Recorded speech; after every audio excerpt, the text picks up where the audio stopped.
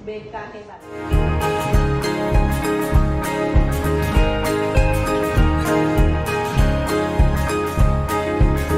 Murid mandiri dan kuat, tumbuh di lingkungan sehat, bersama guru yang hebat, penuh cinta dan bersahabat, mendidik dengan tulus, gunakan 7 jurus. Kenali potensi, kelola emosi, tumbuhkan resiliensi, jaga konsistensi dan jalin koneksi, membangun kolaborasi dan menata situasi.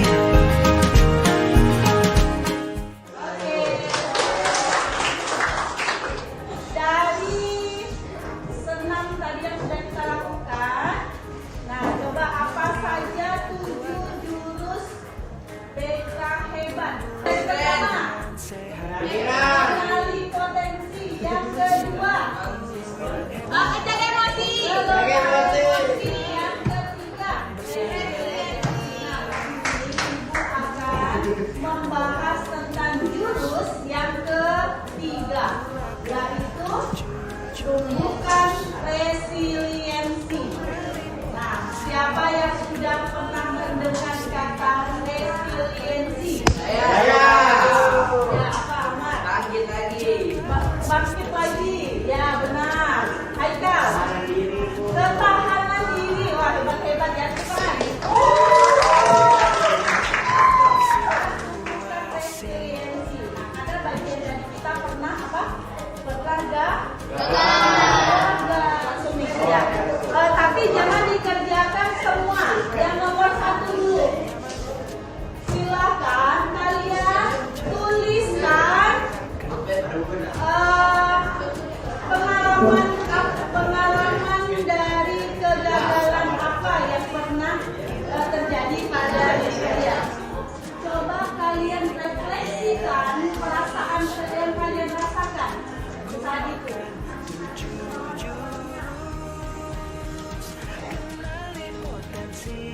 Nah, rasa boleh apa kejadian apa, kegagalan apa yang pernah rasakan? Oke, lomba kalah di final. Saat itu apa yang rasakan? Perasaannya.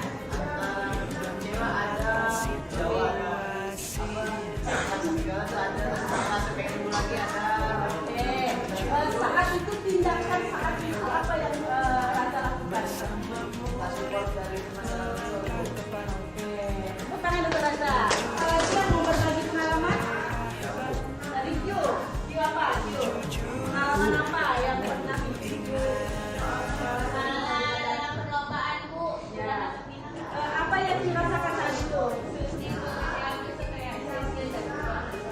Merasa sia-sia. Oke, yang dilakukan? Oke, tangan dulu. Orang pasti pernah mengalami yang namanya kegagalan atau kekecewaan. Nah, untuk itu pasti tidak materi yang perlu Ibu sampaikan. Iya, karena setiap orang itu punya cara yang berbeda-beda dalam menyikapi setiap kegagalan di dalam hidup. Apa sih resiliensi itu? Siapa yang mau bantu Ibu bacakan? Saya Bu. Ya, silakan. Resiliensi adalah kemampuan seseorang untuk bangkit kembali dari tantangan menghadapi kesulitan, kegagalan atau tekanan. Jadi bukan tentang tidak pernah jatuh, tapi tentang mampu berbagi setelah jatuh, lebih kuat, lebih bijak, dan lebih siap melangkah. Iya, tepuk tangan.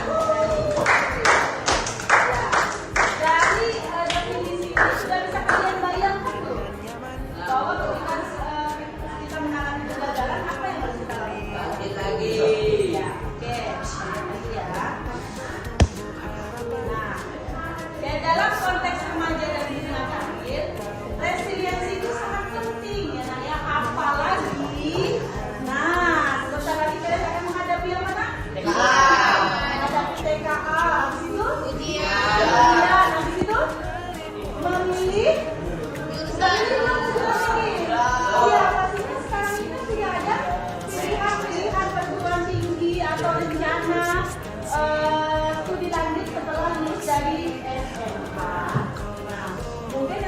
berkonsultasi dengan ibu, yang paling ibu sarankan apa?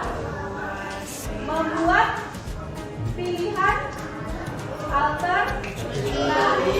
Karena bukan mendoakan ya, karena bisa saja kita itu gagal di pilihan pertama. Ini yang mental ini juga harus disiapkan dari sekarang ketika apa nak harapan tidak sesuai dengan kenyataan. Resiliensi bukan soal siapa yang paling pintar, tapi siapa yang tetap bertahan saat orang lain menyerah. Ya, jadi tidak ada kata putus asa. Nah, lihat bagaimana sih kalau ciri-ciri orang yang sudah memiliki jiwa resiliensi, jiwa tangguh, ya. Lihat, tidak mudah menyerah saat menghadapi kesulitan. Oke, coba kopi bantu ibu yang kedua. Ini siswa yang resiliensi yang tangguh.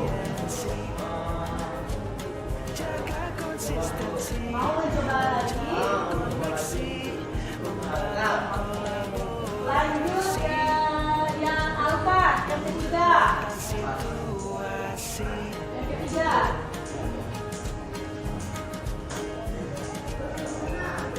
Saya bahwa usaha bisa mengubah nasib. Ya, meyakini bahwa usaha bisa mengubah nasib.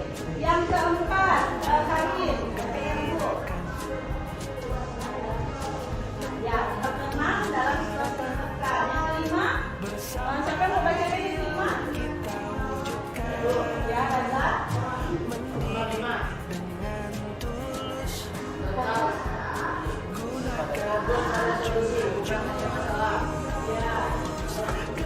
Fokus pada solusi bukan hanya terpaku pada masalah. Yang selanjutnya, inilah.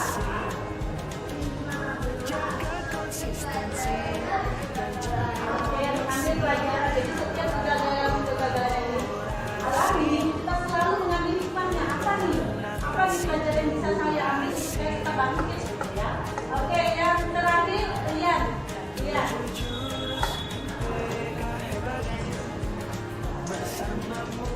Berani meminta bantuan. Ya, berani meminta bantuan.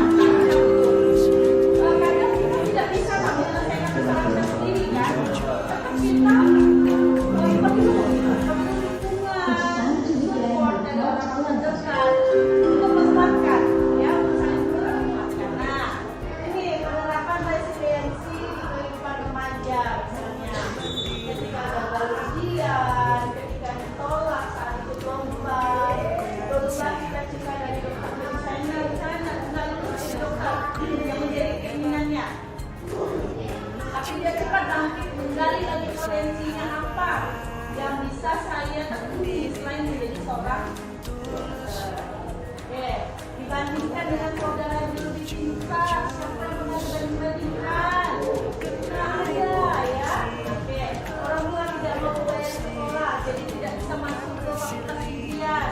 Tapi tetap kita punya cara untuk bangkit, ya. Kita tetap punya cara untuk kita bahwa dunia itu tidak berhenti di sini aja karena aku gagal di satu pilihan, ya. Ya karena orang yang sering gagal itu orang yang tangguh, orang yang kuat, ya. Tempat dengan itu, ya kan? Ya. Tidak terbiasa dengan kondisi yang tidak nyaman, sehingga ketika dihadapkan dengan masalah kecil, luar biasa, lebih kuat dari kamu tuh ya.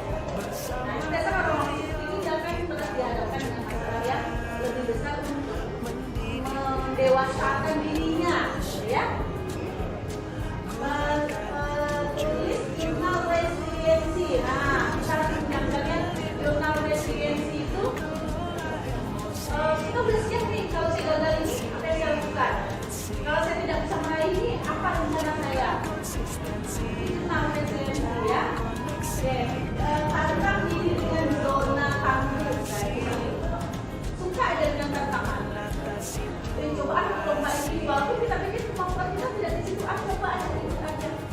kan? Setidaknya ketika saya sudah ikut, saya masih belajar, kan? Dan dari belajar saya dapat pengalaman, itu tidak?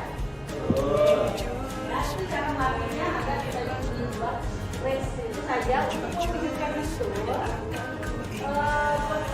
Didukung oleh beberapa faktor, ya, faktor pola asuh, ya. Nah, bagaimana ketika orang tua menyikapi anak yang tidak ranking misalnya, itu juga berpengaruh loh, ya kan? Jadi tidak ranking ini di kelas. Bagaimana respon orang tuanya itu juga pengaruh loh terhadap jiwa resiliensi anak. Kok kamu gak ranking sih? Kok kayak si A, si B, si C misalnya. Nah, coba kita bandingkan. Kita bandingkan ya, nak ya. Misalnya orang tua A dan orang tua B. Orang tua A, ketika anak tidak ranking, kok kamu tidak ranking sih? Kamu nih belajarnya nggak ini nih, kan? Tidak tekun lagi.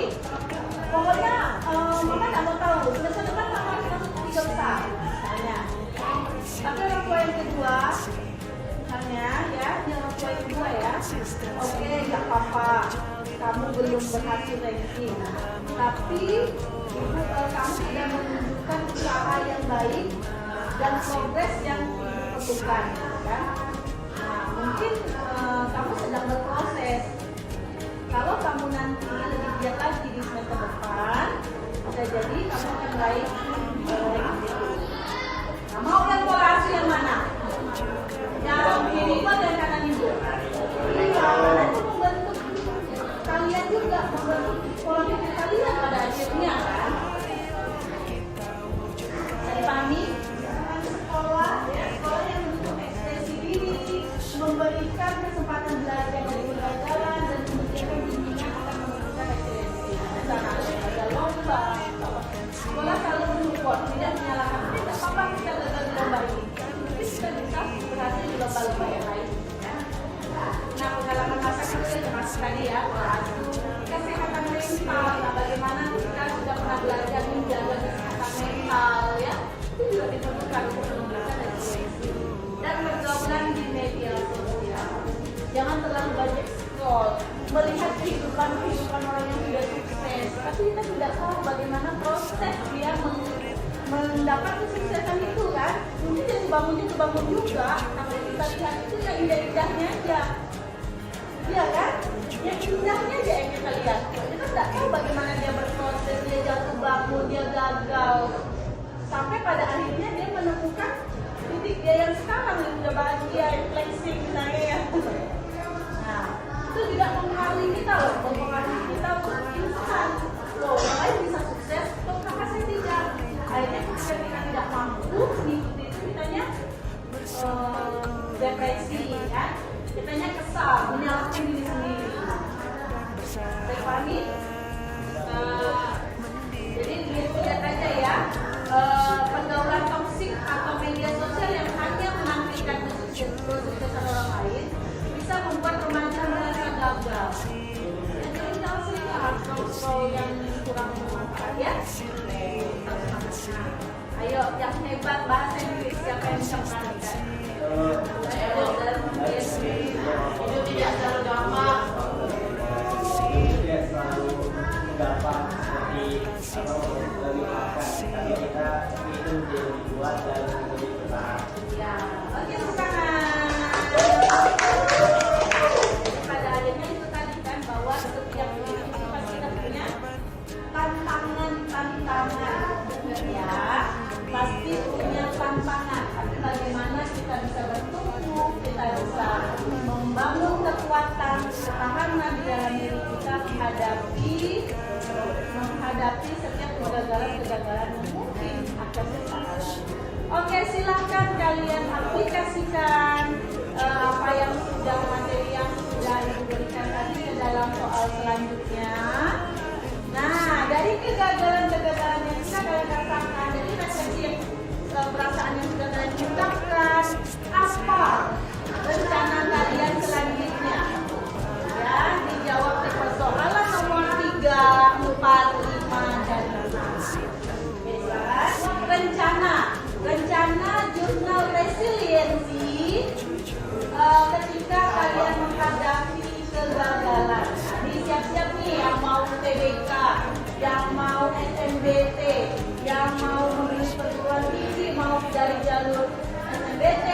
merdeka mandiri.